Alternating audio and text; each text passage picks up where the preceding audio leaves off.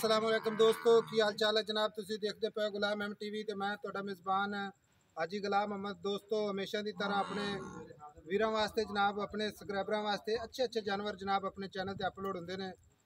अज जनाब अलहमदुलिल्लाह 23 तरीक के दिन जनाब इस जनाब झोटी की वीडियो अपलोड की सी। भाई जनाब सफ़र करके आए ने।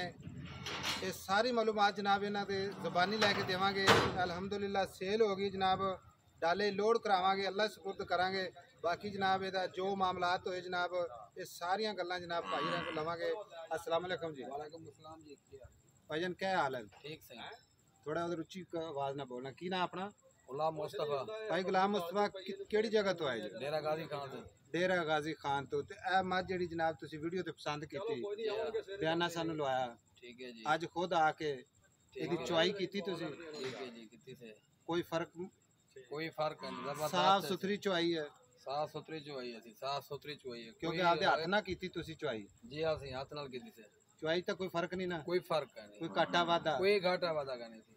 पैसे तुसी मुकम्मल दे दिते? बड़ी मेहरबानी थी, बड़ी मेहरबानी। जिवें आखे वे ओए मांज निकती है, बहुत अच्छी मांजे, जबरदस्त में सब खुश आई है, पसंद आई है। असा डो कने चोरी कर कने लोड कर दे पे। लोड कर दे पे। ये तो नहीं कि जनाब ਤੁਹਾਡਾ इन्ना जनाब डेरा गाजी खान तो ਤੁਹਾਨੂੰ जनाब इन्ना सफर कराया अगे आके जनाब विखाया होए कुछ ते निकलिया होए कुछ? नहीं नहीं नहीं नहीं मुतमइन जो मुतमइन है। साडे जेड़े वेखण वाले भरा ने जनाब, केड़े ले के ताक ने साडे जेड़े वेखण वाले भरा ने और भी साडे सब्सक्राइबर जनाब उन्हां नु की मैसेज देना चाहोगे? ये अच्छे आदमी हैं और इहदी वीडियो देखो और इहदी मंज देखो, जिवें दिखांदे ने उवें होंदी है।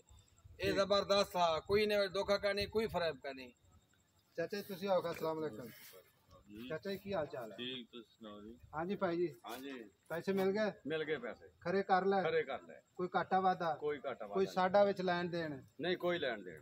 डायरेक्ट हाजी साहब आए ने, चौधरी साहब आए ने, इन्होंने मझ दी चुआई की है, पास की, डायरेक्ट पैसे दिते ने तुहानू? बिल्कुल। कैमरामैन साहब मझ विखा दो जनाब। 23 तरीक के दिन मझ माशाल्लाह झोटी लाई है, बड़ी खूबसूरत सी माशाल्लाह। जनाब कोके मैं क्या लगे हुए जनाब, ते मन का बहाना सी जनाब। ते बाकी जनाब अल्लाह सपुर्द इंशाल्लाह मालिक नाल ने खैर करिए जावेगी। निकल चल लोड करा।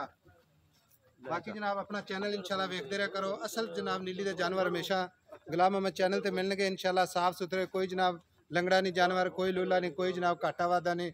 निकल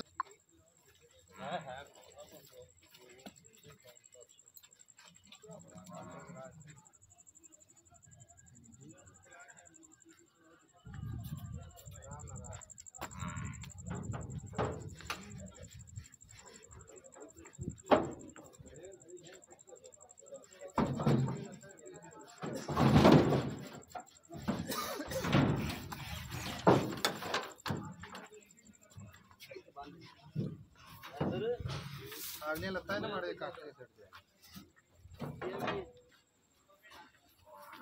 मान दे स्वामी